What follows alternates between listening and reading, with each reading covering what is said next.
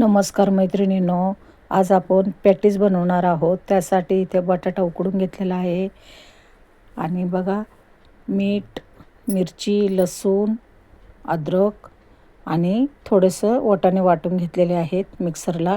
कढईमध्ये तेल टाकून थोडासा कांदा पण परतून घेतलेला आहे आणि ते वाटलेलं वाटण त्यामध्ये परतून घेत आहोत आपण. आता त्यामध्ये बटाटा टाकून देऊया. तो पण चांगला आपण त्यामध्ये परतून घेऊया. आता हळद टाकून दिलेली आहे, आमचूर पावडर टाकून दिलेली आहे. ते पण चांगलं मिक्स करून घ्यायचं आहे. थोडेसे वाटाणे ठेवले होते बाजूला, ते पण टाकून दिलेले आहेत. कोथिंबीर टाकून दिलेली आहे. पॅटीसची चटणी तयार झालेली आहे. आता इथं आपण साठा तयार करतोय. पीठ पहिलंच मळून घेतलेलं आहे. अशा प्रकारे आपला साठा तयार झालेला आहे. आता इथे पिठाचे गोळे करून घेतलेले आहेत.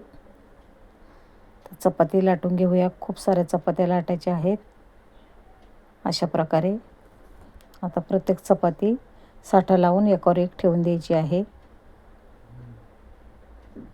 अशा प्रकारे साठा लावून झालेला आहे. त्यावर थोडंसं आपण पीठ पण शिंपडणार आहोत.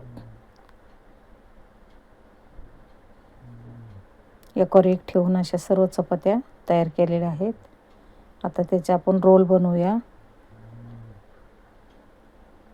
रोल बनवून असे आपण त्याचे गोळे करून घेतलेले आहेत.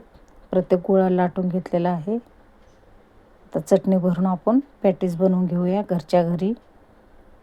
असे कुरकुरीत पॅटीस बनवणार आहोत आपण.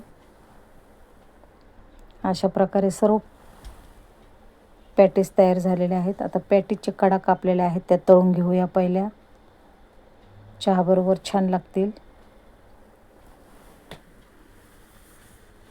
आता कडा काढून झालेले आहेत. आता पॅटीस टाकून दिलेले आहेत.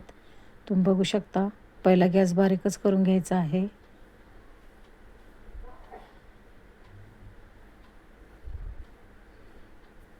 थोडासा ब्राऊन कलरवर आपल्याला पॅटीस तळून घ्यायचा आहे.